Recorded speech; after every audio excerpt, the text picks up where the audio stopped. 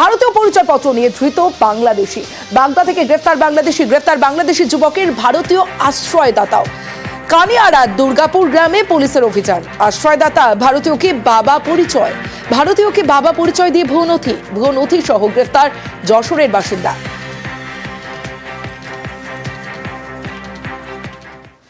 অশান্ত বাংলাদেশ 4 মাস ধরে, আর তারপর থেকেই আমাদের ভারতে একের পর এক অনুপ্রবেশকারীকে গ্রেফতার করা হচ্ছে। স্বরূপনগরে আবারও জালে 6 বাংলাদেশি অবৈধভাবে বাংলাদেশে যাওয়ার চেষ্টা।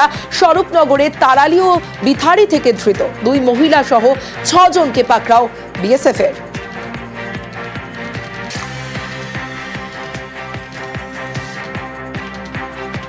এবার সাব শেখের আত্মীয়কে ধরল এসটিএফ। জঙ্গি সাব শেখের আত্মীয় সজিবুল ইসলাম, আর সেই সজিবুল ইসলাম এবার জালে। নওদার দুর্গাপুরের বাড়ি থেকে ধরল এসটিএফ সাব শেখের আত্মীয় ছাড়াও আরো একজনকে ধরল এসটিএফ। অপর ব্যক্তির নাম মুস্তাকিম মন্ডল। সরাসরি চলে যাব, প্রণব বন্দ্যোপাধ্যায় রয়েছে আমার সঙ্গে, প্রণবের সঙ্গে কথা বলবো। প্রণব, যে বিষয়টা জানতে চাইবো, এই দুজনের ভূমিকা, এরাও কি এই সাব শেখের মতো গোটা অপারেশন চালাতো বা এই একই কাজে যুক্ত এই দুজনও?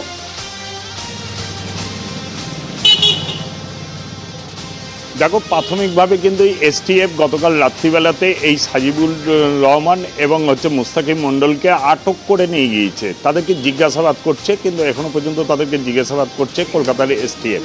এবং তাদের এই যে মোহাম্মদ সাব শেখ যে গ্রেপ্তার হয়েছিল, কেরল থেকে গ্রেপ্তার করেছিল, এই সাব শেখ কিন্তু নওদাতে এই সাজিবুলদের বাড়িতেই কিন্তু থাকতো এবং এখান থেকেই কিন্তু সে সমস্ত রকম জঙ্গি কার্যকলাপ চালাতো বলে কিন্তু জঙ্গিরা জানতে পেরেছে।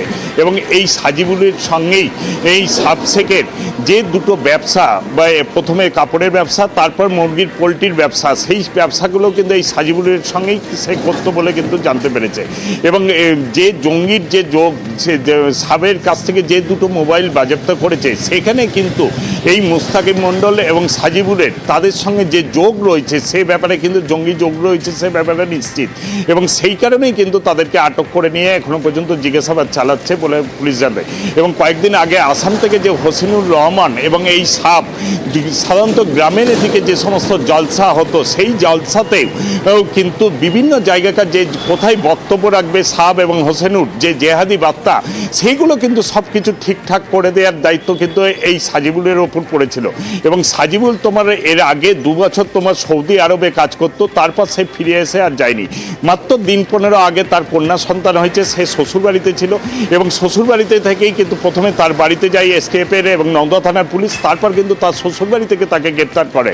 এবং তার পরিবারের লোকরা কিন্তু দাবি করছে সে কোনো রকমভাবে জঙ্গি সংগঠনের যুক্ত নয়। সাব মাঝে মধ্যে তাদের বাড়িতে আসতো এবং তারপর সে চলে যেত।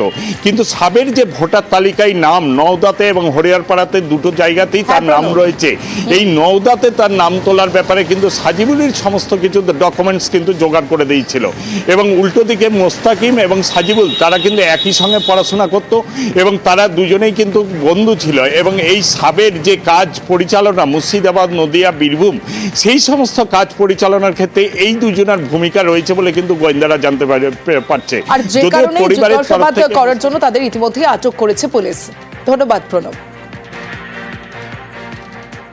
সাজিবুল ইসলাম কে হয় আপনার? আমার ছোট ছেলে। এখন কোথায় আছে? কোথায় আছে? বাড়ি থেকে ধরে নিয়ে চলে গেল আজগবি। আমার ছেলে, ভালো ছেলে আমার। পুলিশ কিছু বলেছে কি কারণে নিয়ে গেল? না, পেয়েছে, ধরে চলে গেল। কি জানতে পারলেন? কিছু বলেনি, অমনি আজগবি ধরে নিয়ে চলে গেল, শুধু বলেনি। আমার ছেলে চাষি আবাদ করে, ওর সাথে দেখাই নাই, আসে একদিন আমাকে দেখে চলে যায়। থানায় যেতে বলেছে, থানায় থুইছে, কমনি লক করলে পালিয়ে গেছে। থানায় গেছিল সব। মুস্তাকিমের সঙ্গে কিভাবে আলাপ হলো? এমনি বন্ধুত্ব, স্কুলে একসাথে পড়েছি অনেকদিন আগেকার, একসঙ্গে পড়তো ওর সঙ্গে? হয়তো পড়তো অনেকদিনকার চিনা, হয়তো দেখ মাঝে মাঝে দেখা হলে কথাবার্তা হয় এরকম। কোন ক্লাস অবধি পড়াশোনা জানেন আপনার স্বামী? কলেজ। বিয়ে পাস করেছে? না, এক আধ বছর হয়তো পড়েছে এরকম। আরবে গেছিল কতদিন আগে? 1 বছর আগে। কতদিন ছিল ওখানে? 2 বছর। 2 বছর কি করতো? ওখানটা কাজ করতো কোম্পানিতে। সে কোনো মোবাইলে কোনো হোয়াটসঅ্যাপে কারোর সঙ্গে কথা বলতো? মিটিং হতো না, ওটা হোয়াটসঅ্যাপে যোগাযোগ কারোর সঙ্গে ছিল না। হোয়াটসঅ্যাপ গ্রুপে কোনো? না, ওটা ছিল না। আলোচনা রাত্রে? না।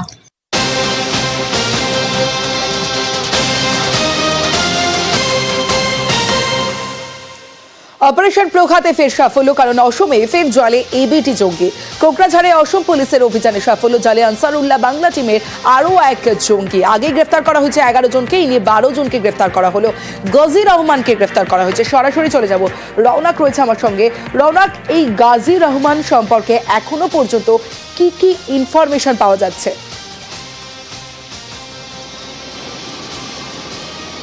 দেখো, এই গাজী রহমান যে আসাম পুলিশ অপারেশন প্রঘাত চালাচ্ছে, বিভিন্ন স্লিপার সেল থেকে শুরু করে এবিটি যে জঙ্গি, প্রায় 11 জন জঙ্গি ধরা পড়লো এবং গতকাল আসাম এসটিএফ এই অপারেশনের জালে ধরা পড়লো গাজী রহমান। এবং এই গাজী রহমান একটি স্লিপার সেলের অন্যতম মাথা বলে কিন্তু আসাম পুলিশরা মনে করছে এবং তাকে খোঁজার জন্য গত 2-3 দিন ধরে আসামের বিভিন্ন জায়গায় তারা তল্লাশি চালিয়েছিল।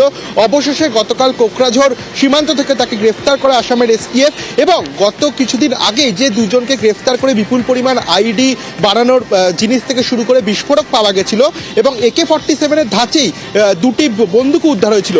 সেক্ষেত্রে এই যে এই বন্দুক থেকে শুরু করে বিস্ফোরক বানানোর জন্য প্রশিক্ষণ নিতে হয়, সেই প্রশিক্ষণ মনে করা হচ্ছে এই গাজী রহমান কোনো নিষিদ্ধ সংগঠনের কাছ থেকে নিয়েছিল। অর্থাৎ আসাম পুলিশের যে অপারেশন তারা চালু করেছে জঙ্গি দমনের ক্ষেত্রে, 12 নম্বর জঙ্গিকে গ্রেফতার করলো তারা। এবং এই গাজী রহমানের সঙ্গে বাইরের, অর্থাৎ ভারতের বাইরের কোনো নিষিদ্ধ সংগঠনের সরাসরি যোগ রয়েছে কিনা সেটা খতিয়ে দেখছে আসাম পুলিশ। এবং তিনি যেটা জানা যাচ্ছে, এই প্রশিক্ষণ তিনি কোনো জায়গা থেকে নিয়ে এসেছিলেন। সেক্ষেত্রে আদতে কি তার ভূমিকা ছিল এবং আনসারুল্লাহ বাংলা টিমের জঙ্গি হলেও এই জামাতুল মুজাহিদ্দিনের সঙ্গে তার কোনো সরাসরি যোগ ছিল কিনা সেই বিষয়ে কিন্তু খতিয়ে দেখা হচ্ছে। কারণ দেখা গেছে আনসারুল্লাহ বাংলা টিমের যে জঙ্গি শাহিনুর ইসলামকে গ্রেফতার করা ছিল, পরবর্তীকালে দেখা গেছিল যে জামাতুল মুজাহিদ্দিনের সঙ্গে তার একটা যোগসাধক মিলেছিল। সেক্ষেত্রে এই গাজী রহমানেরও সেরকম কোনো যোগসাধক ছিল কিনা সেই বিষয়টি কিন্তু খতিয়ে দেখছে। আদতে যে স্লিপার সেলগুলি ছড়িয়ে ছিটিয়ে রয়েছে, এডিজি পশ্চিমবঙ্গ পুলিশের তিনিও বলেছিলেন যে সেই স্লিপার সেলগুলি সক্রিয় হয়ে যাওয়ার একটা সম্ভাবনা রয়েছে। সেক্ষেত্রে এরকমই একটি স্লিপার সেলের অন্যতম মাথা ছিল এই গাজী রহমান। তমশ্রী, বেশ। অন্যদিকে গতকাল আমরা নিউজ 18 বাংলায় দেখেছিলাম যে জাল পাসপোর্ট চক্রের যে মূল পান্ডা, সেই মাস্টারমাইন্ডকে গ্রেফতার করা হয়েছে মনোজ গুপ্তাকে। আর মনোজের আশ্রয়দাতা মহিলার পরিচয় ঘিরে এবার রহস্য বাড়ছে। গতকাল নিউজ 18 বাংলা আমাদের প্রতিনিধি সেখানে পৌঁছে গিয়েছিল, তখন সে জানিয়েছিল যে তার ভাই এসে জানায় তাকে কদিন রাখার জন্য। তার এই সম্পর্কে তিনি কিছুই জানেন না, এমনটাই গতকাল জানিয়েছে। যখন নাম জিজ্ঞাসা করা হয়েছিল মনোজ গুপ্তাকে চেনেন কিনা, এবং চাঁদপাড়ার সুমনা মল্লিকের ভাড়া বাড়ি থেকে ধৃত, আর সুমনা মল্লিকের পরিচয় নিয়েও বাড়ছে রহস্য, কারণ আধার কার্ডে সুমনার আসল নাম পূর্ণিমা চৌধুরী। আপনার সঙ্গে ভাড়া থাকতো? না না, আমার সঙ্গে কোনো ভাড়া থাকতো না। মনোজ গুপ্তাকে আপনি চিনতেন? না স্যার, আমি চিনি না। আপনার নাম? আপনার নাম? আমার নাম সুমনা মল্লিক। কি? সুমনা মল্লিক।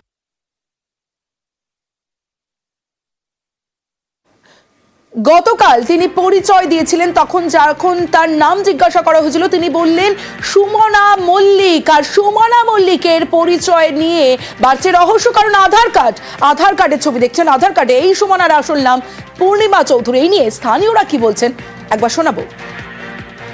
চিনেন? হ্যাঁ, এই তো এই জায়গায় তো বাড়ি। পূর্ণিমা। কি নাম? পূর্ণিমা।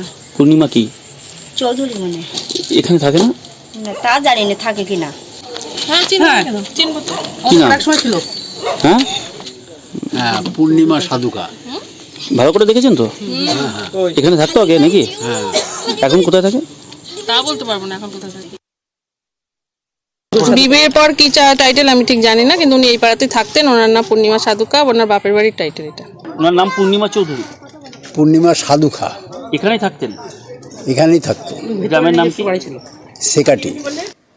গ্রামবাসীরাও ওনাকে পূর্ণিমা নামেই চেনেন, কিন্তু তাহলে কেন কালকে সুমনা নামে নিজেকে পরিচয় দিলেন? সরাসরি চলে যাব, অনিরুদ্ধ রয়েছে আমার সঙ্গে, অনিরুদ্ধর সঙ্গে কথা বলবো।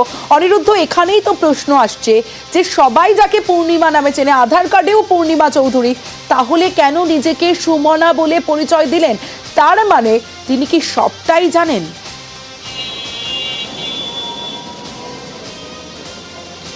দেখো তমশ্রী, তোমাকে জানিয়ে রাখি যে গতকাল আমরা এই বাড়িতে প্রবেশ করা, অর্থাৎ যে বাড়ি থেকে মনোজ গুপ্তাকে গ্রেপ্তার করা হয়েছিল, এই সুমনা মল্লিক যিনি দাবি করেছিলেন তার নাম সুমনা মল্লিক, তার বক্তব্যে কিন্তু রহস্য দানা বেঁধেছে। কারণ তিনি গতকাল আমাদেরকে সরাসরি দাবি করেছিলেন তার নাম সুমনা মল্লিক এবং নাম বলার আগে কিছুটা থমকে গিয়েছিলেন বলা যেতে পারে।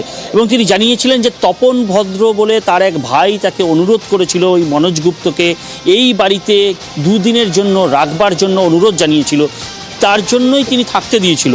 কিন্তু তার নাম এরকম কেন উল্টো বললেন? কারণ আজ তার গ্রাম, অর্থাৎ এই চাঁদপাড়া সেকাটি গ্রামের তিনি বাসিন্দা, অনেক আগে থেকেই সেখানে থাকতেন। সাম্প্রতিক সেখানে তার বাড়ি বিক্রি করে দিয়ে তিনি অন্যত্র এসছেন, ভাড়া বাড়িতে এসছেন। কিন্তু তার পরিবার বা তার প্রতিবেশীরা কিন্তু জানাচ্ছেন যে তাকে পূর্ণিমা চৌধুরী না, পূর্ণিমা সাধুকা নামেই তারা জানতেন, অর্থাৎ বাবার বাড়ি পূর্ণিমা সাধুকা সেই হিসাবেই জানতেন। কিন্তু পূর্ণিমা চৌধুরী হয়তো বা বিয়ের পরে তার চৌধুরী টাইটেল এসেছে। এই যে তিনি গতকাল বললেন তপন ভদ্র তার ভাই, কে তপন ভদ্র? তপন ভদ্র কি সত্যি তার ভাই? এই বিষয়ে গ্রামবাসীরা কিছু জানেন? তপন ভদ্রের কোনো খোঁজ পাওয়া গেছে?